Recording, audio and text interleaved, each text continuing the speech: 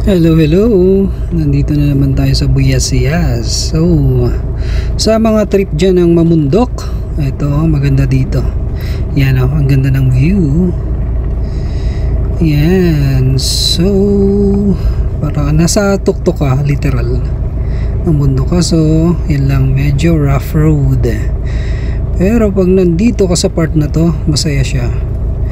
Ang ganda ng, kung mahilig ka sa nature, okay dito. Mas okay dito pag motor. Maganda siya. Yan, ganyan yung itsura ng kalsada. Tapos may gasolina na rin dito. Tapos may shop na rin syempre ng paggawa ng motor. Tapos mababait yung mga tao dito, mga sir, madam. Kung magawi kayo dito, ayan mga konting-konti na lang, punta tayo sa pinakatuktok at ang ganda ng tanawin for sure. Ganda mag selfie dito. Ayan, medyo maalog lang yung sasakyan natin kasi nga rough road siya. Pero kung hindi naman sa inyo kaso yung ganitong daanan, okay dito mga sir, madam. Rough road, tahimik. Yan ang una-una. Tapos syempre sariwa yung hangin. Ayan. Yan, actually kakatapal lang ata nila ng dito ang kalsada. Kaya yan medyo mukhang nakakapatad lang. Yan. Tapos yun, shoutout daw sa ating DPWH. Kaya yung pinakamalaking pondo, shout out. Baka naman kung natin ang paraan to, hindi pa na sinisira yung kalsadang okay naman. What if dito na lang natin ilagay yung ginagastos natin doon, di ba? Ayan ang ganda ng tanawin dito guys. Yun, nakaka-refresh lalo pag sawang-sawa ka na sa syudad. Taka dito, masaya dito. Ayan siya, rough road.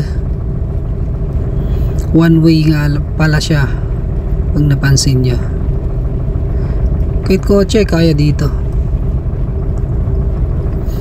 Ganyan, nasa tuktok ka na ng bundok.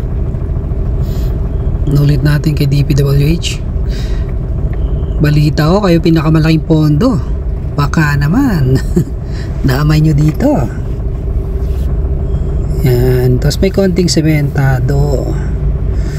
Yan siya, one way nga lang siya. So pag ganitong paligo, ang dahan-dahan tayo kasi may mga motor.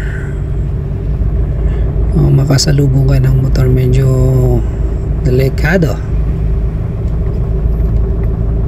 Yun. Yan, tahimik lang dito mga sir. Tapos dito pag dinaretso mo pala dito, lalabas ka ng Kayapa. Tapos itong way ko ngayon pababa ko ng Santa Fe. Ayan, masaya dito.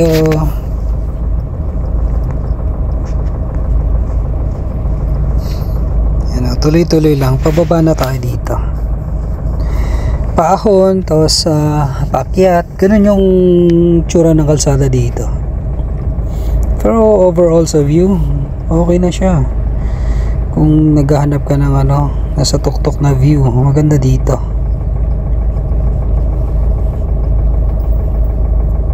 Kahit ordinaryong sasakyan lang dalhin mo, okay siya. Kayang kaya. Tapos malamig din dito.